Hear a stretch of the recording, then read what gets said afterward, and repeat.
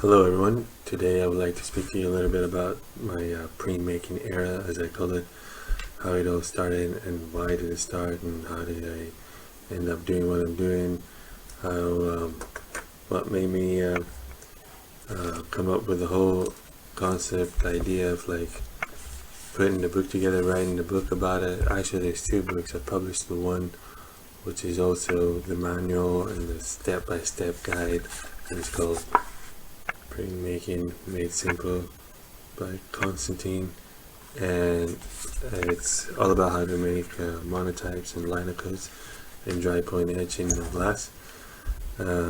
These are all my own versions of doing it, as I've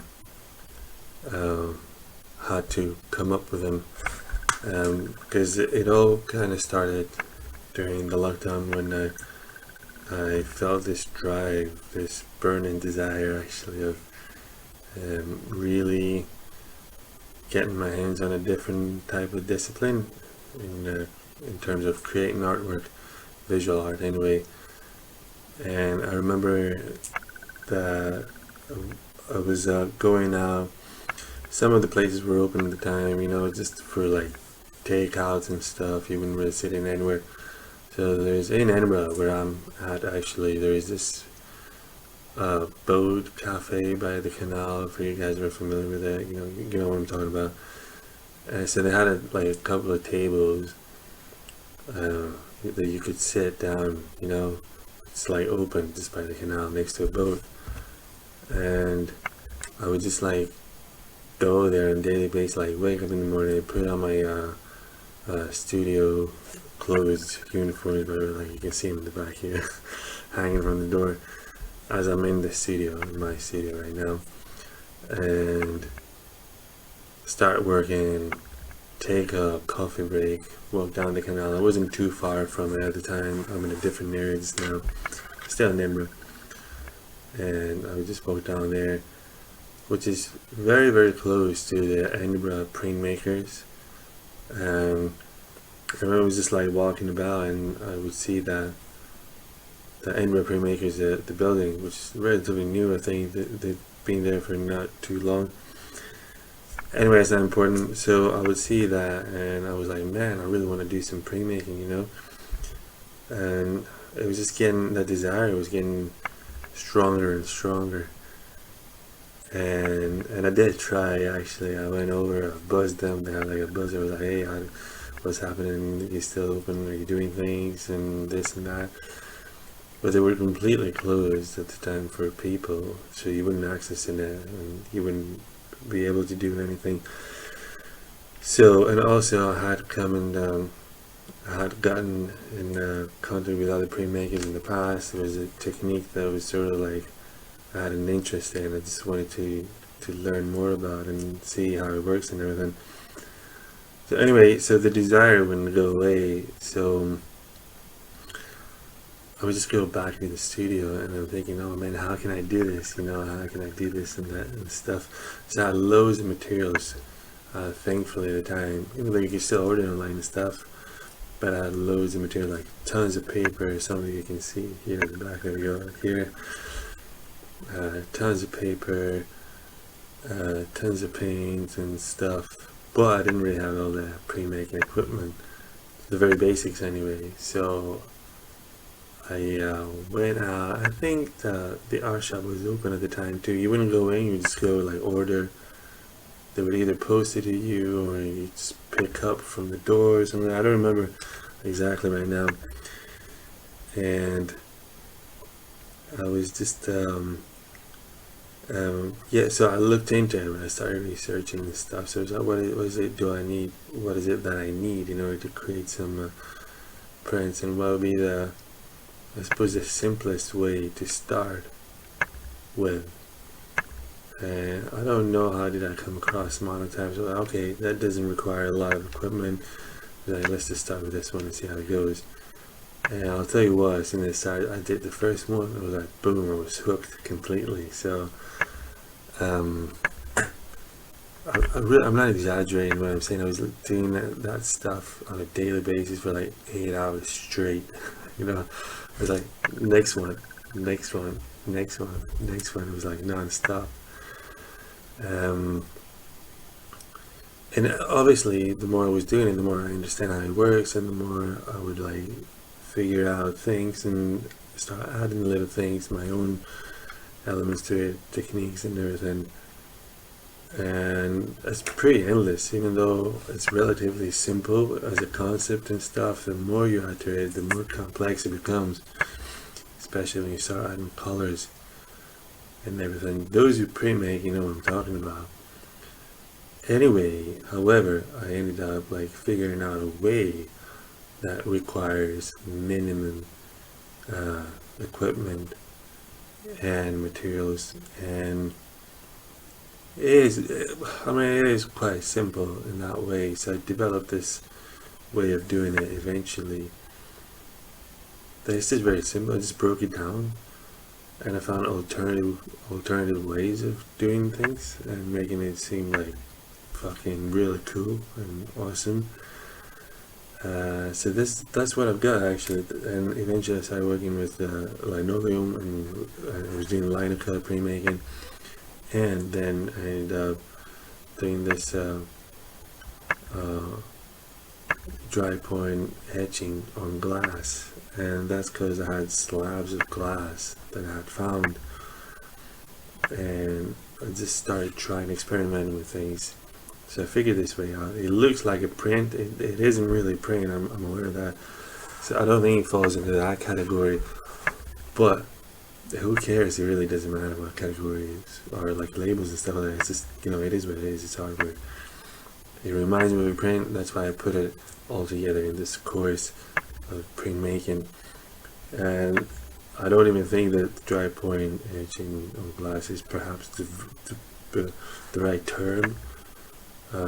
But I remember I ended up running into this guy, a fellow artist that I had met a few years back, and I ran into him one day at the park. And I was just walking, was out for a walk, and it was like, you know, we were like catching up and stuff. So how's he getting on? What do you have nowadays? And I proceeded to tell him, you know, I'm just doing a lot of this thing on glass and stuff. And he goes like, oh, this is dry point etching, right? I was like, sure. I took it. So I was like, yeah, okay.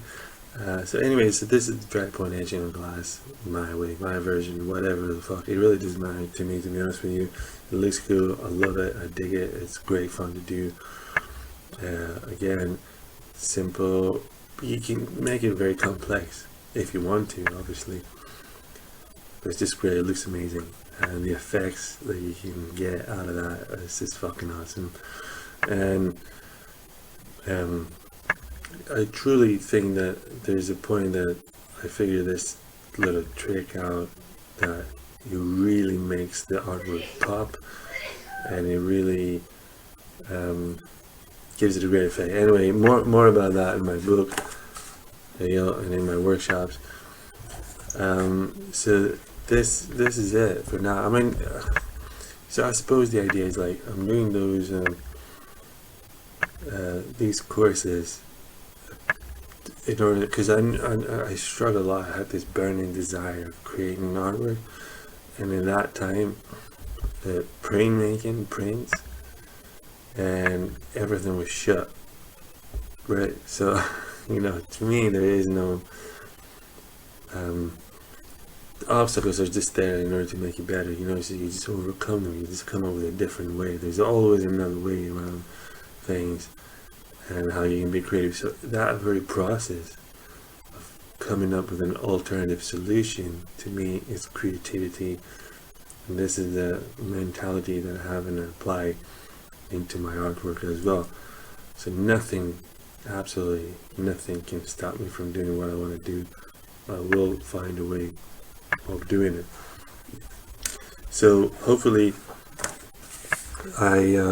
this is what comes across through this book, Printmaking Made Simple by Constantine, because it really is, I really have broke it down to the bone, to the bare minimum, so you can do tons of stuff, professional quality if you're using the right materials, obviously, and quite cost effective. So for all you out there who are concerned with like paying too much for like your materials, or don't have access to all this heavy duty equipment and gear, or someone needs to show me, I'm showing you everything in this book and in my courses and workshops.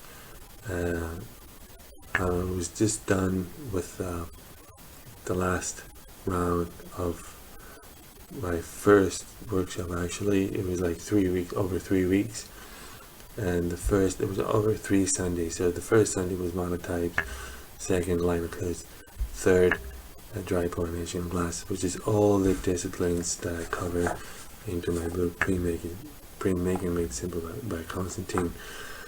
Everything is in the book, step by step. All the materials I use, the easiest way to the ones that everyone should have access to. That's what I'm trying to say. So there you go, there's no excuses, you know. Yeah. So this is it, folks, for now. Let me know what else would you like to know about this whole process.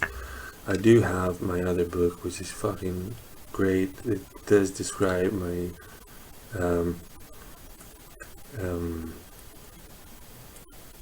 not personal, you know, my whole approach to art in general, and it's called The Secret to Mastering Artistic Expression and Intelligence, Mentality Theories and Information. And in that book I'm talking all about like, how do I approach my work, how do I find how did I end up coming up with my own personal style, how do I become a better artist, how am I going to get my artwork to be liked, and all these kinds of things. Questions that all artists are concerned with, in my opinion and experience, speaking to people over the years, and even myself. So this is it for now. I hope you enjoyed this video.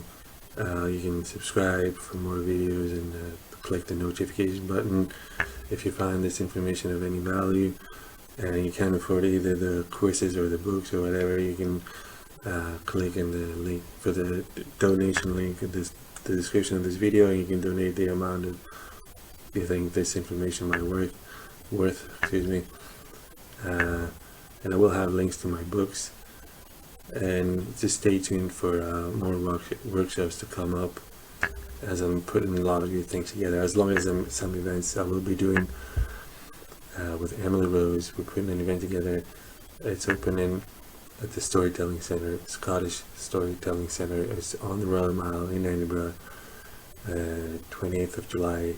The Profile of Love art exhibition and readings, so stay tuned for that as well. So we'll see you all next time.